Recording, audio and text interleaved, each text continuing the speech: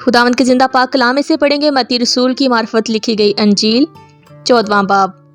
उस वक्त चौथाई मुल्क के हाकिम हेरोदिस ने यीशु की शोहरत सुनी और अपने खादमों से कहा, ये यूहन्ना बपतिस्मा देने वाला है, वो मुर्दों में से जी उठा है, इसलिए उससे मौजज़े ज़ाहिर होते हैं। क्योंकि हेरोदिस ने अपने भाई फिलिप्पस की बीवी हेरोदियास के सबब से यूहन्ना को पकड़कर बांधा और कैद खाना में डाल दिया था, क्योंकि यूहन्ना ने उससे कहा था कि इसका रखना तुझे रवा नहीं, और वो हर चंद उसे कत्ल करना चाहता था, मगर आम लोगों से डरता था क्योंकि वो उसे नबी जानते थे। लेकिन जब हेरोदिस की सालगिरह हुई तो हेरोदियास की बेटी ने महफिल में नाच कर हेरोदिस को खुश किया। इस पर उसने कसम खाकर उससे वादा किया कि जो कुछ तू मांगेगी तुझे दूंगा। उसने अपनी माँ के सिखाने से कहा, मुझे यूहन्ना बपतिस्मा देने वाले का सर थाल में यही मंगवा दे।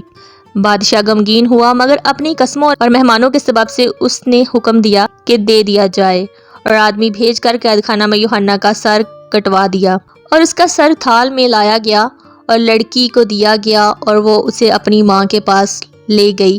और उसके शागिर्दों ने आकर लाश उठाई और उसे दफन कर दिया और जाकर यीशु को खबर दी। जब यीशु ने ये सुना तो वहाँ से कश्ती पर अलग किसी वीरान जगह को रवाना हुआ, और लोग ये सुनकर शहर शहर से पैदल उसके पीछे गए।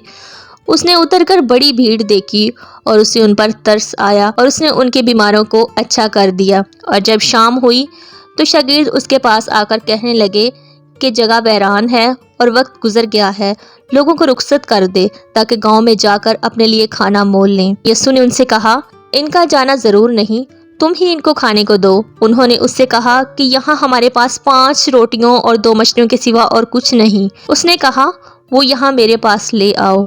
और उसने लोगों को घास पर बैठने का हुक्म दिया। फिर उसने वो 5 रोटियां और 2 मछलियां ली और आसमान की तरफ देखकर बरकत दी और रोटियां तोड़कर शागिर्दों को दी, और शागिर्दों ने लोगों को, और सब खाकर सैर हो गए। और उन्होंने बचे हुए टुकड़ों से भरी हुई 12 टोकरियां उठाईं, और खाने वाले औरतों और बच्चों के सिवा 5000 मर्द के करीब थे। और उसने फौरन शागिर्दों को मजबूर किया कि कश्ती में सवार होकर उससे पहले पार चले जाएं, जब तक वो लोगों को रुखसत करे। और लोगों को रुखसत करके तन्हा दुआ करने के लिए पहाड़ पर चढ़ गया। और जब शाम हुई तो वहाँ अकेला था, मगर कश्ती उस वक्त झील के बीच में थी और लहरों से डगमगा रही थी, क्योंकि हवा मुखालिफ थी। और वो रात के चौथे पहर झील पर चलता हुआ उनके पास आया। शागिर्द उसे झील पर चलते हुए देखकर घबरा गए, कहने लगे कि भूत है, और डर कर चला उठे। यीशु ने फौरन उनसे कहा, खातिर जमा रखो, मैं हूँ, डरो मत। पतरस ने उससे जवाब में कहा, अय खुदावंद, अगर तू है तो मुझे हुक्म दे कि मैं पानी पर चलकर तेरे पास आऊं। उसने कहा, आ। पतरस कश्ती से उतरकर यीशु के पास जाने के लिए पानी पर चलने लगा, मगर जब हवा देखी तो डर गया, और जब डूबने लगा तो चिल्लाकर कहा, अय खुदावंद, मुझे बचा।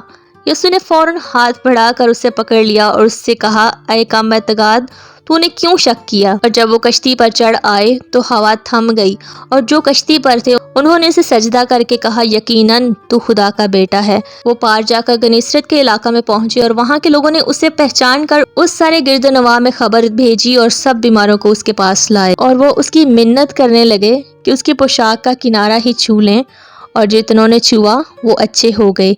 पाक कलाम का पढ़ा और सुना जाना हम सब के लिए बरकत का बाइस हो। आमीन। God bless all of you.